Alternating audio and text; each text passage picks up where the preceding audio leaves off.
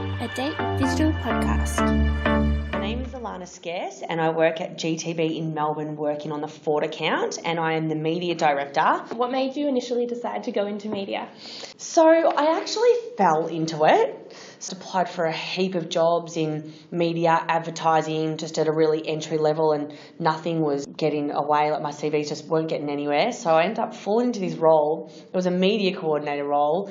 The guy was so young and the business was so young, they didn't even have a website. So I went into this interview so blind and literally just fell into it. What do you think are the biggest differences between obviously doing your first job and now, or even just in media in general? Well, so many. Obviously, the audiences are so much more fragmented now than they were before. You know, when I started 10 years ago, we were doing so many press inserts. Probably 80% of our budgets were press inserts and TV, and you knew that you could reach literally 90% of our audience at that point 11 years ago. But now, the audiences are so fragmented. They get opportunity to see so many messages every day, people on their mobiles, their smartphones, they're constantly on the move, we're busier and busier.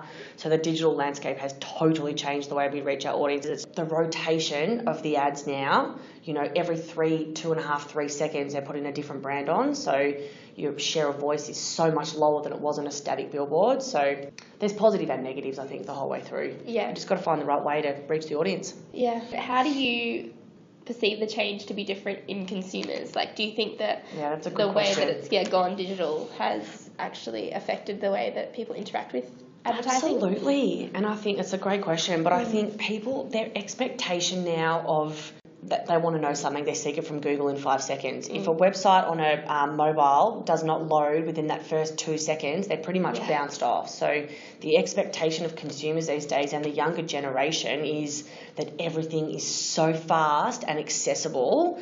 So that expectation there is increasingly difficult to meet, because how do you even keep up with that? Yeah, it's like you can't make things instantly, but you can find them out instantly. So Exactly. Like, look at our Yeah. what did we? I didn't even, when I started traveling. Well, I did 2 years overseas when I finished my marketing course, and there wasn't even USBs then, and that wasn't even that long ago. Do you know what I mean? There was no Facebook, but the expectation of consumers these days that everything's just going to happen really fast. They can literally just click and collect. Yeah. They go online, they click something, they buy it, it's delivered to their front door. Do you think that print media will cease to exist? And if so, how long do you think we have until this happens?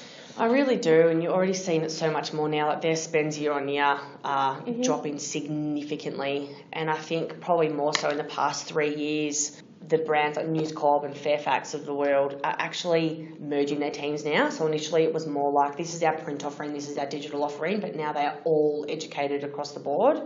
So I don't think it's too far off. No, I reckon probably in the next 10 years you won't even see it. Yeah, I agree. Even 5, I think it'll be 5 to 10 completely years. different. If you think about 5 years ago, like Instagram wasn't even a thing, and now Changing so fast. Yeah, it's really scary. Yeah. Thank you. Great. Yeah.